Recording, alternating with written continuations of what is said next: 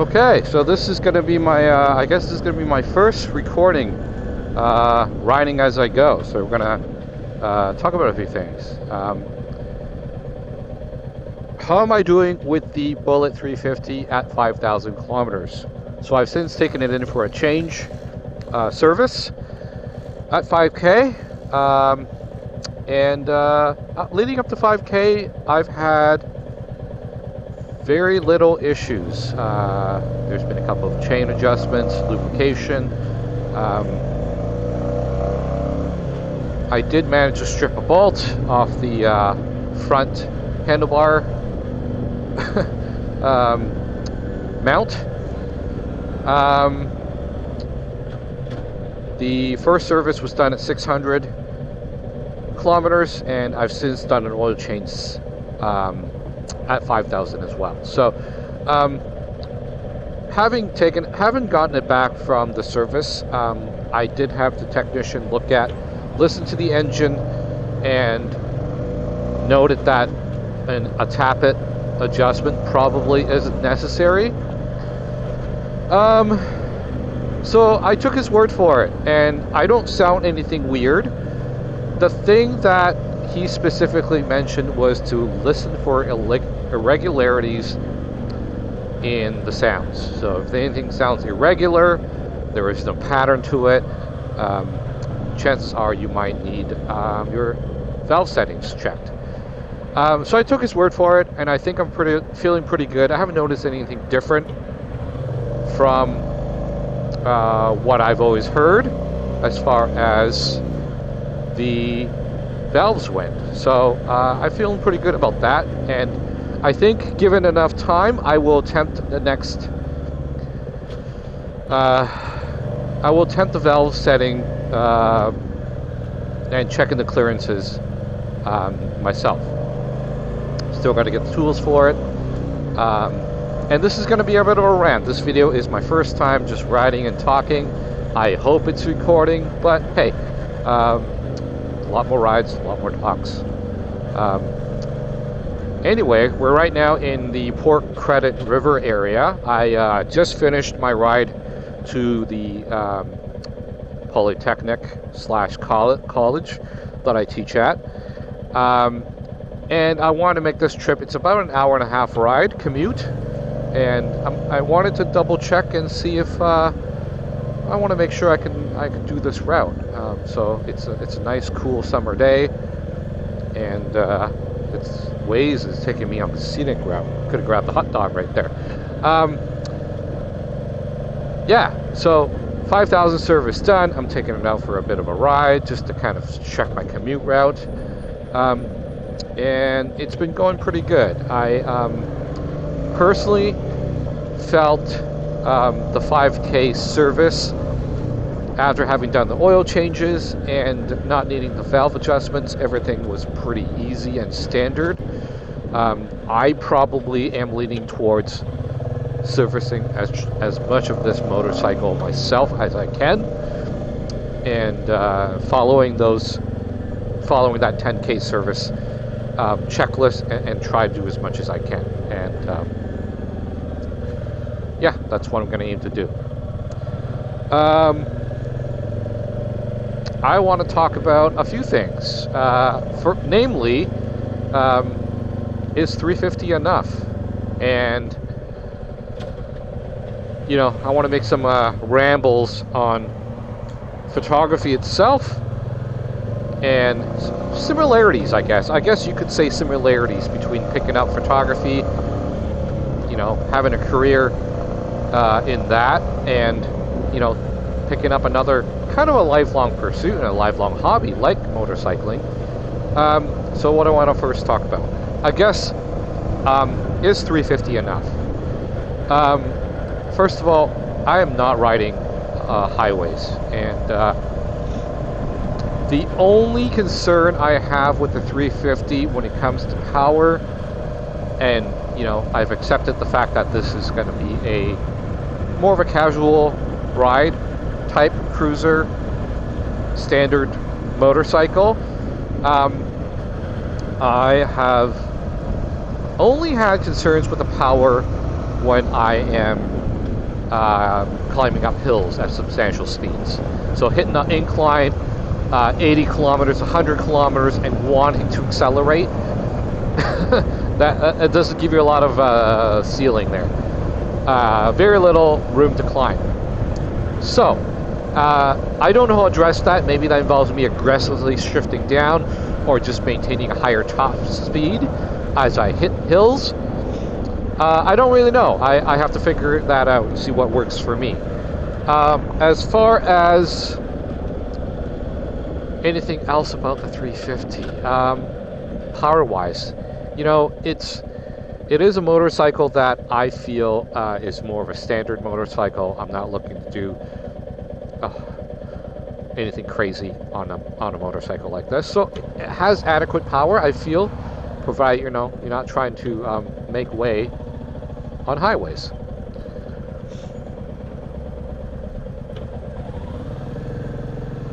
I'm at a pretty busy part here, so I'm going to try and pay a little bit more attention to what's going on.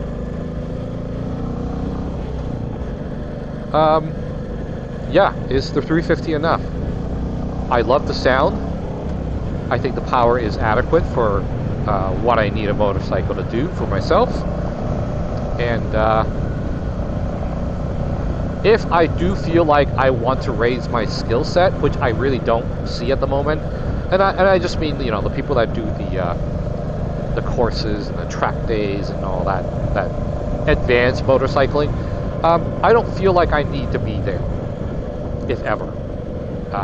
I am happy to be a safe commuter, ride my motorcycle through everyday traffic. Not perfect roads, taking my time.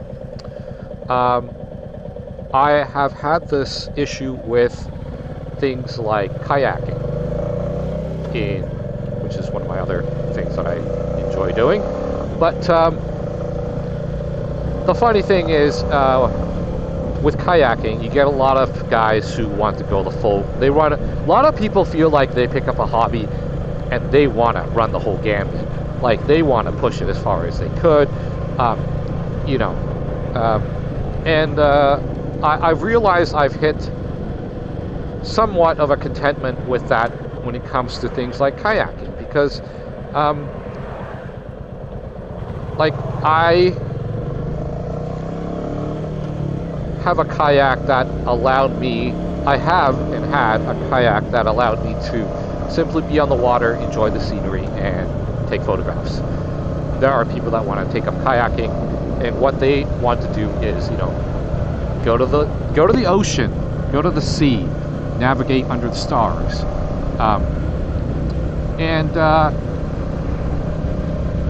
do rolls. So you could flip upside down in the water and in case you capsize, do a full rotation on your kayak. I simply have very little interest in doing that. I'm happy to just putt around, and I feel like someone who is at my age, that is my happy zone. So is 350 enough for me currently? Yes. I think I will only evaluate this in the future based on my needs and budget. I'm certainly not looking to raise up and fly through a bunch of motorcycles. And I say that now, but I might change my mind, right? But that's the outlook I have currently. Speaking of outlook, this is going to be a very interesting view, I suppose, a nice way of looking at things. But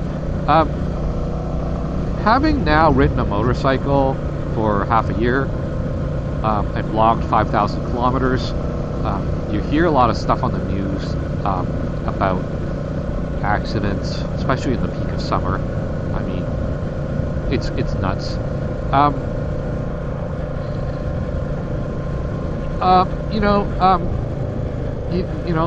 I'll be perfectly blunt. Like a lot of people feel like this is a bit of a midlife crisis when they hit about middle age and they want to start riding a motorcycle.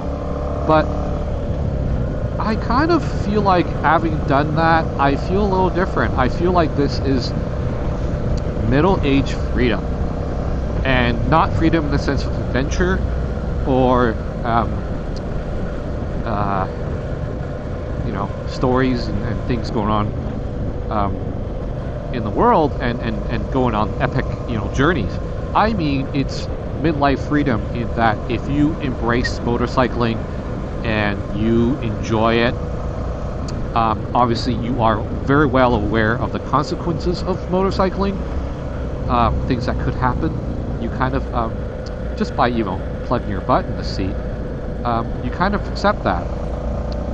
You do your best to mitigate risks, and you accept the results from your journey in motorcycling. And I don't know if this is a dark thought, but you know what? In that, there is freedom, and it kind of makes things like having a heart attack, getting cancer, getting a debilitating disease or injury that you have absolutely no control over, seem very trivial. Why am I going to worry about something that is going to happen to me that I absolutely have no control over, when I can worry about something that I do have control over, and that is, learning how to ride safe, and practicing safe motorcycling, and do the best of your abilities to ensure that you ride another day. So, I do call that's my version of midlife freedom. It does feel like if you do these things, you can feel 20, and you can feel like you can do anything. The things that you have no control in your life, they seem very trivial. Your worry, your level of worry is not important when it comes to those things. Worry about the things you can handle, right? So it is kind of freeing in that way. Now, I told you this is going to be a long one, but how do I feel about the Bullet at 5,000 kilometers? I feel like it's broken in. I want to do another walk around eventually of what I've done to this bike, but speaking about the lack of power, it is significantly worse, I find, when I don't have a windshield on. I feel like it's a bit of a struggle to push this bike to 115, 120, we're talking kilometers here, without a windshield. I feel much more stable with the windshield, and I feel like reaching those top speeds and sustaining those top speeds a lot easier with the windshield on. And this is something that you might not notice on a smaller bike or a bigger bike, but on a bike like this, every little bit counts, and I feel like windshield really does make a difference in that. If you want to keep those, have that performance going up to those higher end speeds, the windshield just seems to cut through the wind a little better. And for that reason, I think I most likely will be leaning towards riding more often with the windshield. The standard windshield that I have pops up fairly easily, and I have taken it off on really hot days, simply just because airflow is minimal, and you can get much more of an airflow when you are riding without a windshield. So there's that. I think that's pretty much all I want to talk about. Yeah, just a little rant on what's happening. It is a nice day to ride, so I'm riding through Mississauga currently, and I think I'm just going to end the talk in here. The rest of it will be just riding around. I want to listen to some tunes. I'll talk to you guys later. Bye.